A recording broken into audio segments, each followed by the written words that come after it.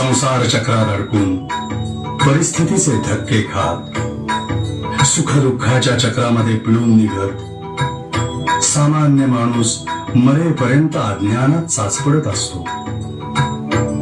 त्याला त्याच्या अज्ञानातून बाहेर काढून मोक्षाचे ज्ञान देणारा तो गुरु. गुरु म्हणजे प्रत्यक्ष परमेश्वर, दीन दुबळ्या भक्ताची माऊली. अज्ञ शिष्याच्या हृदयात ज्ञानाची ज्योती पेटवणारा गुरु म्हणजे प्रत्यक्ष परब्रह्मच. अशा सद्गुरु रूपाने भूतलावर अवतार धारण केलेले विश्वगुरु म्हणजेच दत्तात्रय. गुरुदेव दत्त, ब्रह्मा विष्णू महेश म्हणजेच उत्पत्ती स्थिती आणि लय या तीन आदिशक्तींनी एक रूपाने पृथ्वीवर जणू ब्रह्मच अवतरलं.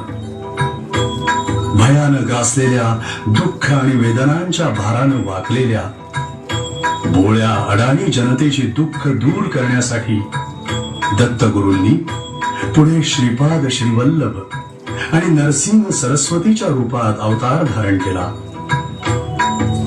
इसवी सन 1528 मध्ये गाणगापूर तीर्थक्षेत्री कार्य करून नरसिंह सरस्वती श्री शैल्य इथे कर्दळी वनात गुप्त झाले.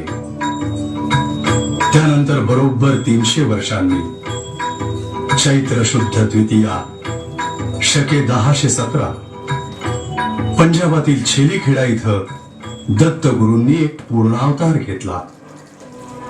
अनेकांच्या मते कर्दळी वनात गुप्त झालेले नरसिंह सरस्वतीच पुन्हा अवतरित झाले.